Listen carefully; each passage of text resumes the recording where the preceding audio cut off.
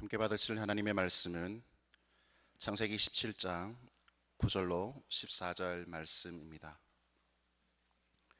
창세기 17장 9절로 14절 말씀입니다. 하나님이 또 아브라함에게 이르시되 그런즉 너는 내 언약을 지키고 내 후손도 대대로 지키라. 너희 중 남자는 다 할례를 받으라. 이것이 나와 너희와 너희 후손 사이에 지킬 내 언약이니라. 너희는 포피를 베어라. 이것이 나와 너희 사이의 언약의 표징이니라. 너희의 대대로 모든 남자는 집에서 난 자나 또는 너희 자손이 아니라 이방 사람에게서 돈으로 산 자를 막론하고 난 지 8일 만에 할례를 받을 것이라. 너희 집에서 난 자든지 너희 돈으로 산 자든지 할례를 받아야 하리니 이에 내 언약이 너희 살에 있어 영원한 언약이 되려니와 할례를 받지 아니한 남자 곧 그 포피를 베지 아니한 자는 백성 중에서 끊어지리니 그가 내 언약을 배반하였음이니라. 아멘. 오늘 설교 말씀의 제목은 할례 믿음, 할례와 믿음이라는 두 단어로 되어 있습니다. 그 중에 할례는 기독교 신앙에 익숙하지 않은 사람들에게는 다소 생소한 단어가 될 것입니다. 하지만 이 할례 의식 속에는 우리가 가져야 할 이 믿음의 진수가 들어가 있습니다. 하나님으로부터 처음 할례를 받으라고 명령을 받은 이 사람, 족장 아브라함이죠. 아브라함이 어떤 사람입니까? 우리가 모두가 다 믿음의 조상, 믿음의 아버지 그렇게 부르는 분이죠. 오늘 본문은 아브라함과 언약을 맺힌 하나님께서 그 언약의 표징으로 삼기 위해 아브라함에게 할례의 시행을 요구하시는 장면입니다. 본문 9절 10절 보시면 우리 같이 한번 할까요? 시작. 하나님이 또 아브라함에게 이르시되 그런즉 너는 내 언약을 지키고 내 후손도 대대로 지키라. 너희 중 남자는 다 할례를 받으라. 이것이 나와 너희와 너희 후손 사이에 지킬 내 언약이니라. 아멘. 여기서 할례라는 말은 남자 성기의 귀두를 덮고 있는 그 포피 가죽을 제거하는 거죠. 껍질을 벗기는 거, 떼내는 겁니다. 근데 본래 중근동 지방에서 뭐 이스라엘뿐 아니라 다메섹이나 또 애굽이나 바벨론이나 이런 나라에서 시행을 했다 그래요. 근데 이게 하나님께서 그 일반 다른 나라에 하고 있는 여러 가지 풍습이지만 그 중에 그것을 탁 잡아서 종교적인 의미를 부여하신 거죠. 그래서 이것이 할례를 받은 사람이 하나님의 뽑으신 선민의 표식이 된 겁니다. 그러니까 할례는 언약이라고 하는 이 언약의 표징이라고 하는 의미 외에도 하나님의 선민을 주변의 이방인들과 구별하시는 그런 의미가 또 들어가 있죠. 그러니까 할례를 받으라는 명령 속에는 너희 자신을 죄와 세상으로부터 구별해라. 그리고 온전히 하나님의 백성으로 거룩한 삶을 살아라. 그런 의미가 있어요. 뭐 단순히 할례 의식만 행하는 것이 아니고 이 의식 속에 그 하나님의 뜻이 들어가 있다 그 말이죠. 자, 이제 하나님께서 아브라함에게 할례의 시행을 명한 이 본문이 오늘 우리에게 주는 교훈이 뭔가 살펴보겠습니다. 이스라엘 백성의 할례 의식을 제정하신 하나님의 본래 의도가 뭔가, 하나님이 자기 백성에게 요구하시는 이 할례 받는 믿음, 어떤 믿음으로 할례를 받는가. 그래서 제가 짧게 줄여서 할례 믿음 그렇게 붙였습니다. 첫째, 이 할례는 언약의 표징으로 포피를 베는 것이다 그랬어요. 다시 말하면 이 가죽을 벗김으로 피를 뿌리는 거죠. 다르게 표현하면 피 믿음이다 그렇게 말할 수 있어요. 11절 너희는 포피를 베어라. 이것이 나와 너희 사이의 언약의 표징이니라. 할례 의식은 하나님과 자기 백성 사이에 맺은 언약의 표정인데, 근데 이 하나님의 언약은 단순히 인간들 사이에 맺은 계약과 좀 달리 피로 맺어진 이 결합. 하나님의 언약은 피로 맺어진 결합이었다 그 말이죠. Bound in blood. 피로 맺어진 결합이에요. 그러니까 성경의 이 모든 언약은 삶과 죽음의 문제와 연결되는 것입니다. 언약의 조항을 어긴 자는 반드시 피를 흘려야 합니다. 죽어야 합니다. 그러니까 하나님 편에서 볼 때는 하나님은 절대 죽을 수도 없는 분이지만은 또 언약을 어기시지도 않은 분이죠. 절대 불변이죠. 하나님의 약속은 절대 변하지 않습니다. 남자의 성기를 듣고 있는 이 포스킨, 포피를 베어내는 할례 의식 속에는 언약의 피 흘림이 있고, 이것이 장차 누구를 가리킵니까? 예수 그리스도의 십자가 보혈을 예표하고 있는 거예요. 그러니까 할례 믿음은 다른 말로 하면 피의 믿음이다, 그렇게 말할 수가 있습니다. 성도 여러분, 할례 받는 자는 피를 흘려요. 피 흘림이 없으면 죄사함이 없어요. 히브리서 9장 22절 말씀. 이 피 속에 하나님의 사랑이 있습니다. 이 피 속에 하나님의 용서가 있습니다. 이 피 속에 하나님의 은혜와 자비가 충만합니다. 이 피 속에 우리에게 생명을 주시는 주님의 역사가 넘치고 있어요. 기독교와 다른 종교의 차이점이 바로 여기에 있습니다. 우리 잘 아는 대로 다른 종교에도 예배 의식이 있고 또 아주 잘 짜인 교리도 있고, 다른 종교에 보면은 희생적인 봉사도 있고 제법 사람을 바꿔놓는 그런 변화의 능력도 있고 그렇지 않습니까? 인류를 위해서 훌륭한 업적을 남긴 다른 종교인들이 얼마나 많습니까? 그렇지만은 성경에 보면 다른 종교와 주님이 주시는 이 믿음의 체계와 근본적인 차이가 뭐냐 하면 우리에게 생명을 주시는 피, 그들에겐 피가 없어요. 하나님의 용서와 사랑을 담아낼 수 있는 피 흘림이 없어요. 그러니까 생명이 없는 거죠. 여러분, 우리가 하나님께 드리는 그 어떤 것도, 피 없이 드리는 어떤 것도 하나님께는 온전할 수가 없는 것입니다. 예수 믿는다고 하면서 내 마음에 피가 없다면 나의 모든 신앙의 행위는 무익한 것입니다. 피 없이 드리는 기도, 피 없이 올려드리는 찬송, 피 없이 올리는 헌금이나 봉사, 주님의 관심을 끌 수가 없습니다. 믿음으로 아브라함의 자손된 우리 그리스도인의 믿음은 그러니까 피의 믿음입니다. 하나님께서 아브라함에게 언약으로 명하신 이 할례를 받는 것은 다시 말하면 이 피의 믿음을 증거하는 것입니다. 할렐루야. 성도 여러분, 할례 받는 믿음은 피의 믿음입니다. 예수께서 우리의 죄를 짊어지고 피 흘려 죽으셨기 때문에 더 이상 이제는 피 흘리는 할례를 우리가 받지 않습니다만은, 그러나 예수님 오시기 전까지는 그들이 피 흘림이 필요했어요. 이것이 바로 할례입니다. 예수님의 십자가 피 흘리심을 믿지 않는 유대인들, 예수님으로부터 2000년이 지난 아직까지도 이들은 이 망상에서 벗어나지 못하고 있잖아요. 어떤 목사님 쓴 글에 보니까 일전에 7월 10일 유대력으로 7월 10일 대속죄일에 거기 이스라엘에 갔을 때 보니까 랍비가요, 회당 앞에 탁 서는데 그 옆에 트럭에 닭을 수십 마리 수백 마리 그 사람들이 와서 헌금을 하고, 그러면 이제 그 가족들 앞에서 닭을 한 마리 잡아가지고 머리 위로 돌리고, 그리고 목을 잘라가지고 피를 막 분출하게 만들고, 이 재물이 안수하게 만들고, 그래서 내 죄가 1년 동안 내 죄가 용서 받았다. 아직도 이런 허무맹랑한 짓을 한다 그러잖아요. 여러분, 우리의 믿음이 피의 믿음이라는 말은 예수 그리스도의 십자가 보혈 그 피에 의지하여서 나의 모든 죄가 단번에 다 사함받았다는 것을 믿는 믿음이라는 것입니다. 할렐루야. 수준 높은 거예요, 이게. 할례는 이 피 믿음을 알려주는 것이라고 주석가 매튜 헨리가 증거했습니다.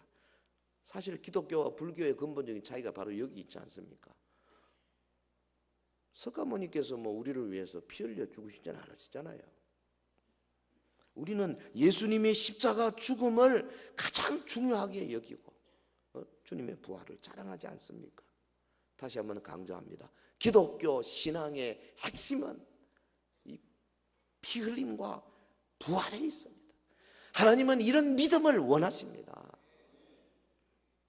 일찍이 지금으로부터 4,000년 전에 이미 아브라함을 통하여서 이 할례를 명하시면서 이스라엘 백성들에게 피의 믿음을 강조하시는 하나님, 오늘 우리도 할례 믿음을 가져야 하겠습니다. 주님의 보혈을 의지해서 우리의 죄악을 잘라내는 영적인 할례를 받아야 합니다.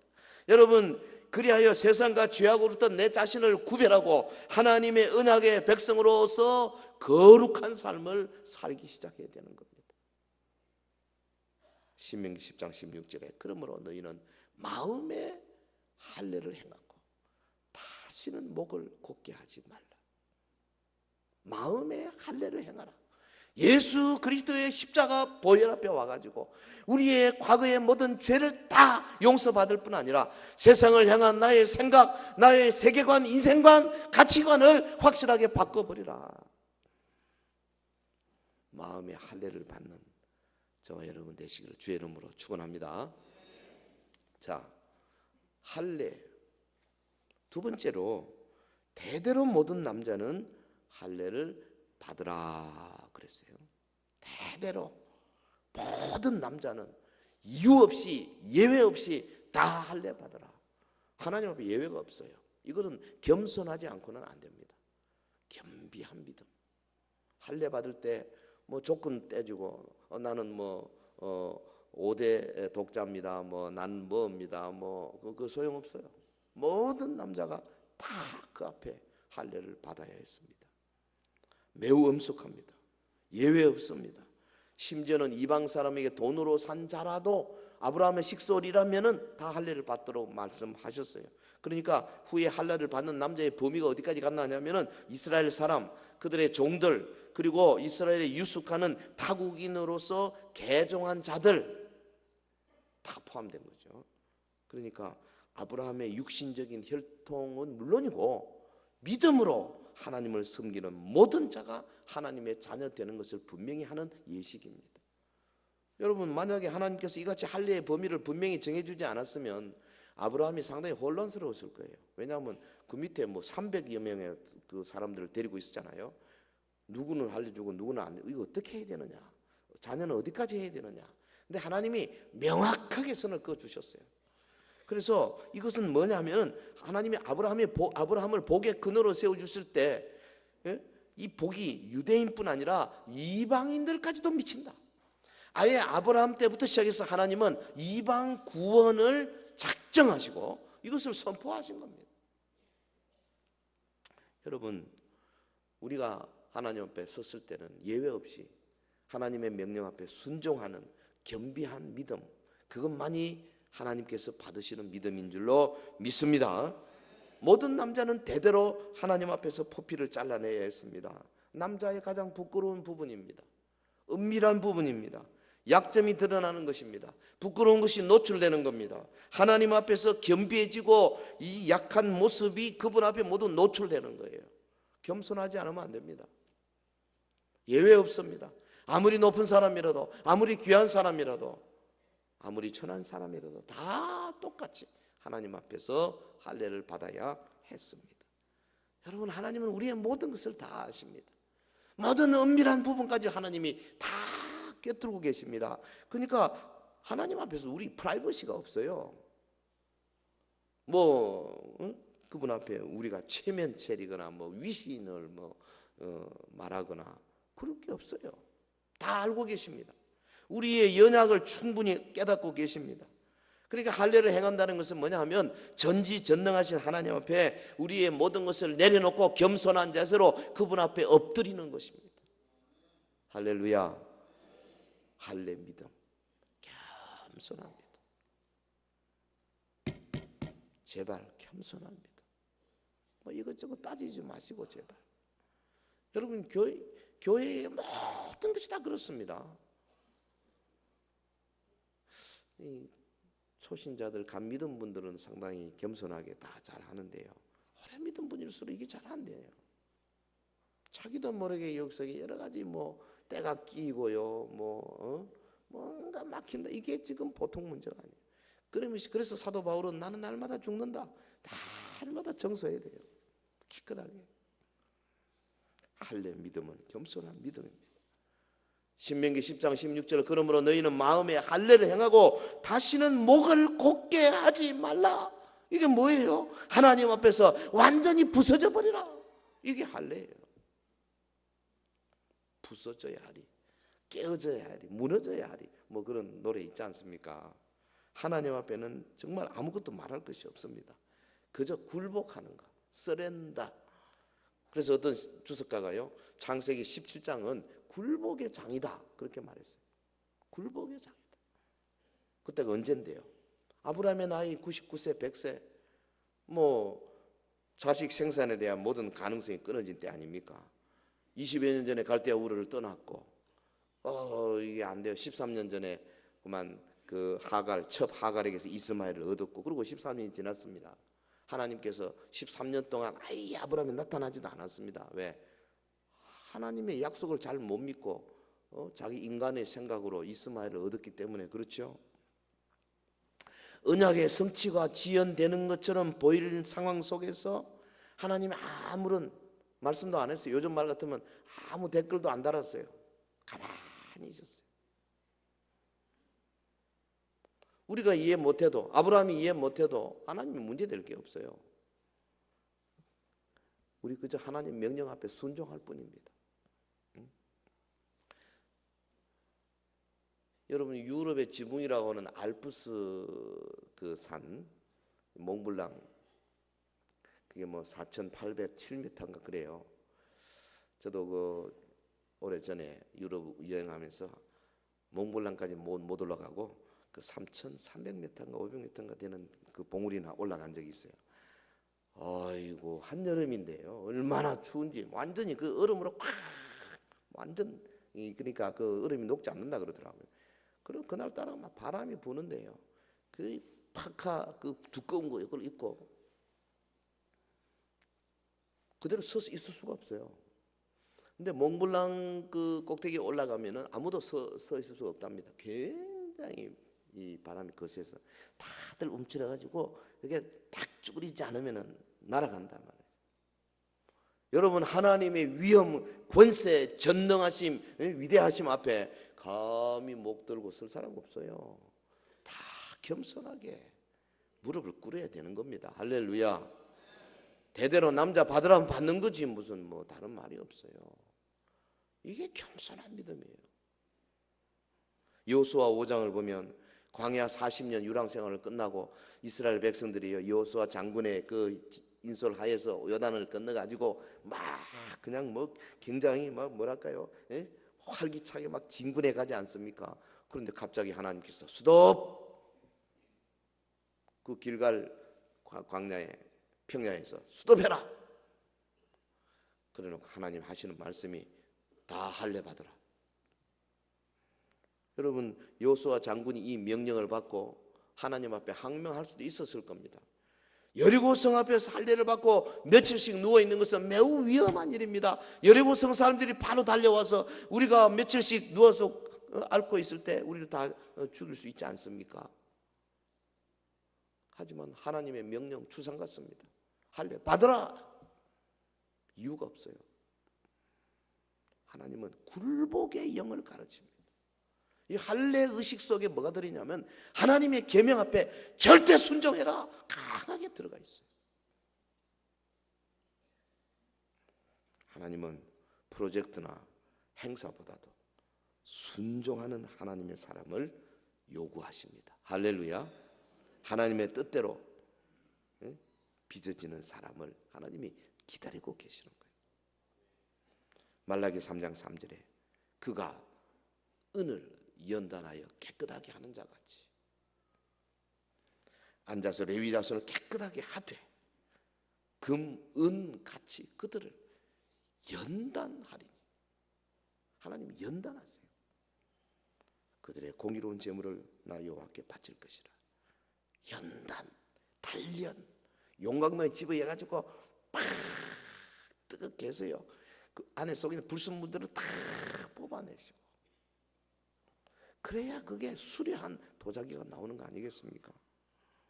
할례 믿음은 그러니까 하나님께 대한 굴복의 믿음이고 겸비한 믿음이에요. 심지어 난지 8일 만에 할례 받으라, 이거 좀 이상한 말이에요. 아니 아직 눈도 뜨지 못한 애에다가 칼질을 해요. 그게 보통 일이에요. 요즘 같은 그렇게 하면 다들 막 미쳤습니까? 의사 선생님하고 달라들 거예요. 네. 안 그러겠어요 여러분? 뭐 요즘은 참 좋은 세상이라 애 낳고 나면 막 20일 한 달씩 그냥, 교회도 첫 예배 볼 때 보통 뭐 2달, 석 달 만에 나오더구만. 다른 민족들도 할례를 행했다니까요. 근데 그들은 다 사춘기, 그 성인이 되어 갈 때 그때 할례를 행했어요. 근데 하나님은 갑자기 이스라엘 백성들에게 8일 만에 할례를 해라, 이게 무슨 말이에요? 그래도 해야 됩니다. 겸손하게 순종해야 돼요. 출생 후 8일 만에, 그 말은 제 8일이 그 산모가, 아들을 낳은 산모가 부정한 기간이 7일이니까 그 다음 8일 부정한 기간이 끝난 첫날입니다. 그리고 제 8일이라는 말은 한 주간이 지난 후에 옛것을 벗어버리고 새로운 시작을 하는 날. 사실은 우리 주일도 8일째거든요. 이게 새로운 시작의 날이에요. 그런 의미가 있지만 여러분 현대의학에 밝혀진 바에 의하면 어느 책에 보니까 그렇게 써놨더라고요. 제8일에 그 할례를 시행하는 것이 가장 합리적이다. 왜? 문제는 지금 이 포피를 잘라내고 나면 피가 나는데 이 피가 응고가 빨리 돼야 되거든요. 피가 응고되는데 2가지가 필요한데, 하나가 비타민 K하고 또 하나가 프로트롬빈이라는 2 요소라 그래요. 그런데 이 비타민 K는 출생 후에 5일에서 한 7일 사이, 그때 가장 많이 생긴다 그럽니다.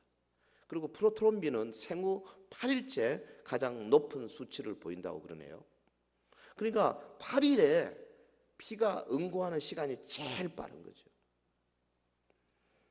아브라함이 할례를 받을 때 뭐 이것 등을 알았겠습니까? 그냥 시킨 대로 해야 되겠지만은 하나님은 다 알고 계시지 않습니까? 여러분, 하나님께서 그 구약에 보면은 레위기에 이스라엘 백성에 요거는 먹어라 먹지 말라 하는 것 다 보면은 요즘 의학적으로 상당히 근거가 있는 이야기가 많거든요. 당시 사람들은 전혀 모르고 시킨 대로 했겠지만은 우리에게는 지금 우리 인간의 인지가 발달되면서 하나님의 뜻을 하나씩 알아갈 때 그 놀라운 감동과 감격을 보지 않을 수가 없어요. 성도 여러분, 할례를 명하신 하나님 앞에서 우리가 취해야 할 유일한 태도는 뭡니까? 순종, 겸비한 자세. 그래서 이 할례 믿음은 겸손한 믿음, 겸비한 믿음이라고 말할 수 있어요. 그러므로 너희는 마음에 할례를 행하고 다시는 목을 곧게 하지 말라. 할렐루야. 피의 믿음, 겸비한 믿음. 그리고 세 번째 할례 믿음은 여기 13절에 보면 내 언약이 너희 살에 있어 영원한 언약이 되리라 했지 않습니까? 내 언약이 너희 살에 있어 영원한 언약이 되리라. 다르게 표현하면 변치 않는 믿음, 영원한 믿음, 불변의 믿음. 할례 의식의 특징 중 하나가 뭐냐 하면 그것이 살에, 플래시에 표시한 것이기 때문에 그 사람 죽기까지 사라지지 않아요. 살에 해당하는 히브리어 빠사르, 빠사르는 뭐 피부, 몸, 하체 뭐 그런 뜻입니다. 그런데 이 언약이 살에 있다 하는 표현은 뭐냐면 하나님의 언약의 표징인 할례가 남자의 성기의 피부에 흔적으로 남아있다. 내가 잊어버리려 해도 잊어버릴 수 없도록. 그러니까 내가 죽기까지 그 흔적이 없어지지 않는 거예요. 그럼 뭘 의미하냐? 내 언약이 너희 살에 있어 영원한 언약이 되려니와 변치 않는다 말이죠. 할례 믿음은 변치 않는 믿음입니다. 할례는 몸에 표시한 것이기 때문에 그 흔적이 죽기까지 사라지지 않습니다. 율법에 보면 하나님의 백성은 본래 몸에 문신을 하거나 몸에 상체기를 내거나 못하게 돼 있잖아요. 그래서 뭐 문신이나 몸에 이상한 표시를 하는 것은 하나님 보시기에 가정한 것이다. 레위기 19장 28절 죽은 자 때문에 너희의 살에 문신을 하지 말라. 문의를 놓지 말라. 나는 여호와이니라. 살을 베면 안 됩니다. 문신도 안 돼요. 뭐 어디 저 사우나 같은 데 보면은 막 문신한 남자들 막 아우 굉장히 그 잔이 뭐랄까요?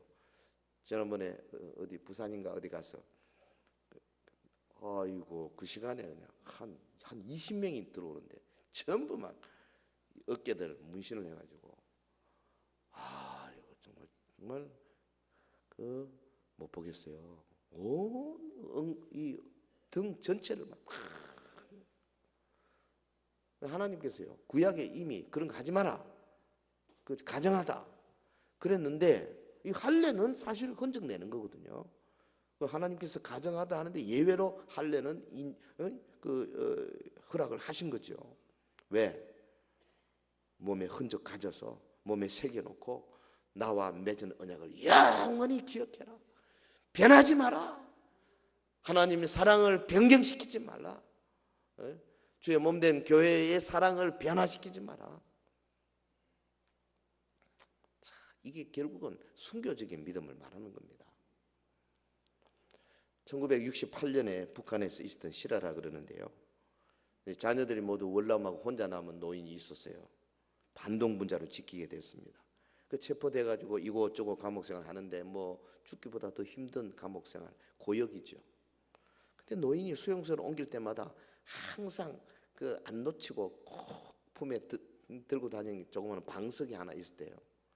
그 감시원이 유심히 보고 수상히 여겨가지고 방석을 뺏어가지고 찢어보니까 그 안에서 성경책하고 태극기가 나왔답니다.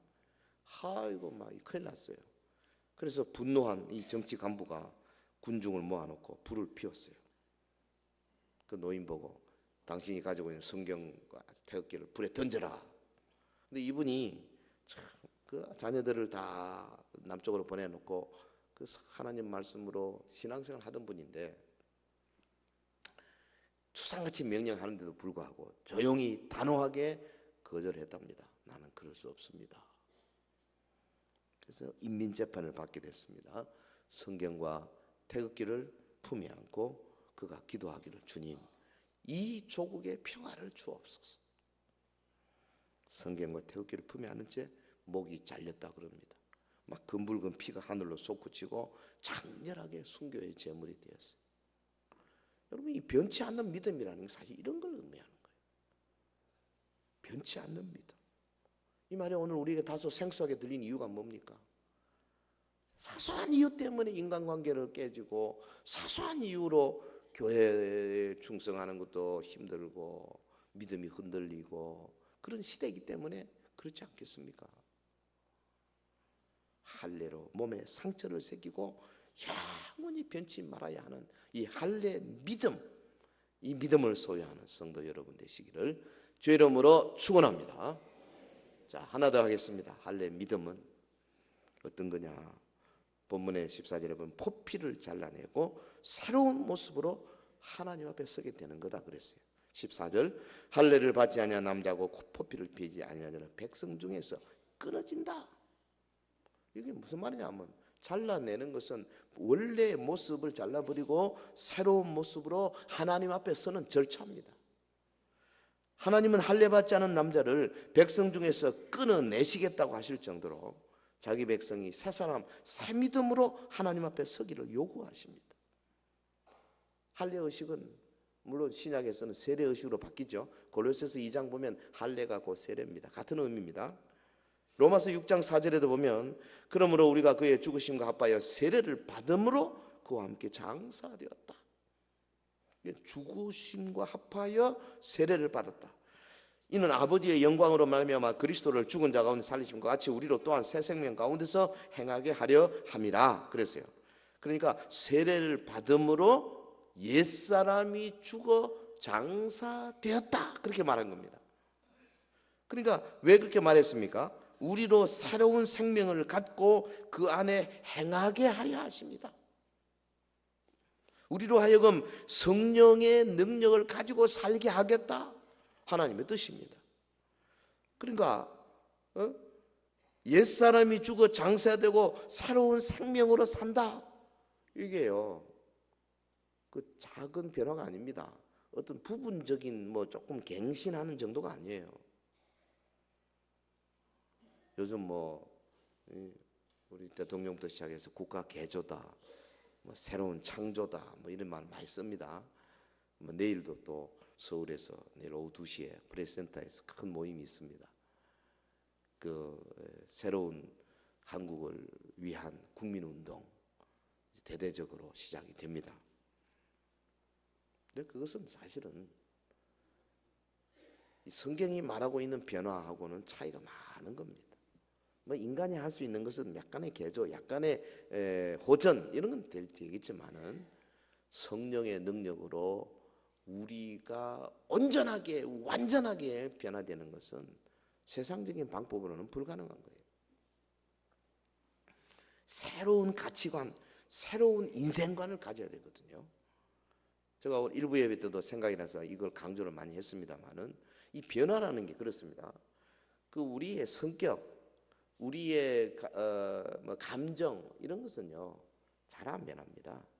해봐야 뭐 약간의 정도지. 또 문제가 생기면 또 나타나고 그런 거예요. 그럼에도 불구하고 우리가 변화라고 단어를 쓸 수 있는 것은 뭐냐면 우리가 추구하는 인생관, 세계관, 가치관 이런 것은 완전히 변할 수가 있습니다. 똑같은 불같은 성격을 가지고도 내가 과거에 가지고 있던 세계관을 성경이 말하는 세계관으로 180도 바꿀 수 있는 것은 가능해요. 그래서 과거에는 나의 명예, 돈, 자식, 뭐 세상에서 내가 좀 이 현실에 안주하는 그런 쪽으로 계속 추구했다면은 주의 성령이 내게 오셔서 나로 하여금 미래에 내가 받을 영광의 면류관을 바라보고 장차 주님의 나라를 사모하는 그 가치관으로 확 바꿔버리게 될 때 이것은 완전하게 다른 사람이 되는 거예요. 성격이 비슷할 수 있어요. 쓰는 용어도 비슷할 수 있습니다. 완전히 그런 면에서 확실하게 거룩해지지 않을 수 있습니다만은 그러나 내가 가는 방향이 달라지면은 그건 완전히 다른 사람이 되는 거예요. 우리 사실 성도들은 예수 그리스도를 영접함으로 이 사망에서 생명으로 옮겨지는 자들이 된 거 아니겠습니까? 할렐루야. 할례가 바로 그것을 말한다 그 말이죠. 잘라내라. 그리고 새로운 사람으로 새로운 믿음으로 서라. 여기 우리가 정말로 관심을 가져야 할 부분은 눈에 보이는 뭐 인간의 어떤 평가나 뭐 이런 게 아니고요. 사실은 모든 일을 철두철미하게 살피시는 하나님의 불꽃 같은 눈동자입니다. 하나님은 우리의 속마음까지 다 아시기 때문에 숨길 수 있는 방법이 없어요. 아예 처음부터 포기하셔야 돼요. 하나님 앞에 숨기려고는. 사람 앞에는 얼마든지 숨길 수 있잖아요. 마음으로는 요 생각하면서 다르게 표현할 수 있어요. 그러나 하나님 앞에 절대 그것이 불가능한 겁니다. 아예 그건 포기하셔야 돼요. 있는 대로 십자가 앞에서 겸손하게 자기의 부족과 연약을 아릴 수밖에 없는 겁니다. 하나님이 우리가 갖고 있는 연약까지 다 꿰뚫어 보시기 때문에 그렇습니다. 다시 말하면 영적으로 우리가 마음의 할례를 받아라. 자기의 죄를 진심으로 회개하고 죄와 부패한 옛생활로부터 나는 단절하겠다 하는 결단을 하나님께 보드리라 이래요. 그 다음부터 어떻게 합니까? 훈련입니다.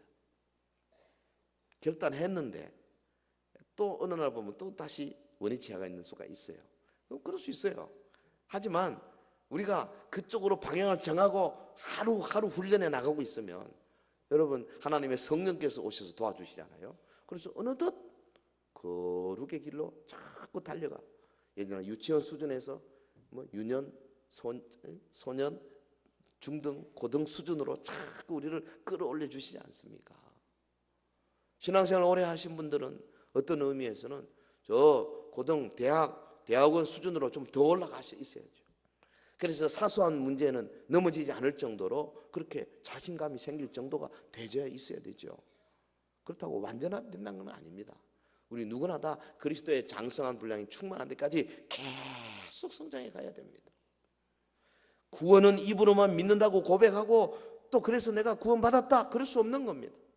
예수님이 분명히 말씀하지 않습니까? 우리가 교회 공동체 안에 속한다고 저절로 구원이 들어오는 것이 아니에요.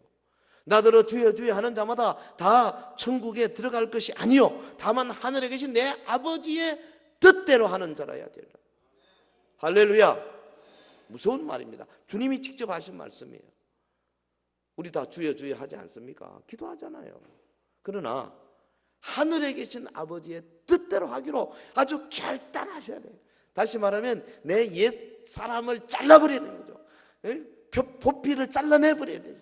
그리고 하나님 앞에 새로운 마음, 새로운 믿음으로 서야 되는 겁니다.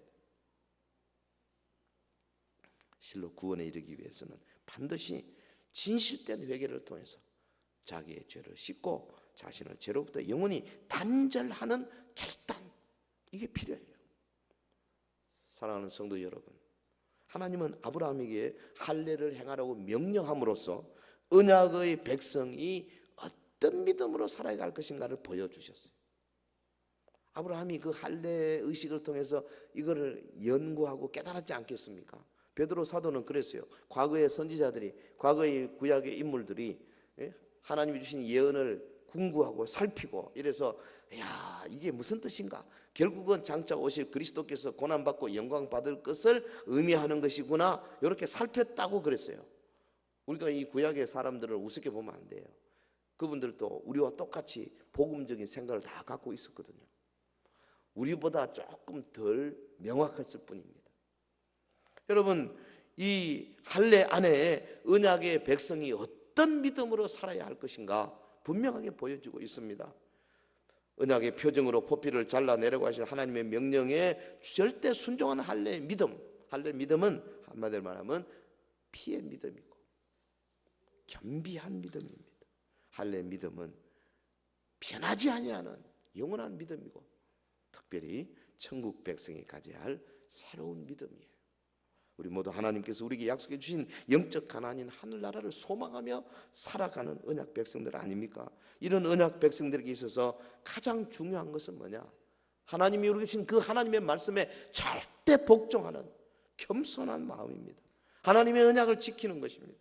언약 백성인 우리가 하나님 말씀에 순종하지 않고 구원에 이를 다른 길이 없습니다. 우리 모두 피의 믿음으로 영원히 변하지 아니하는 겸손한 믿음의 자세로, 그리고 새로운 피조물로서 하나님 앞에 서게 되기를 주의 이름으로 축원합니다. 축원합니다.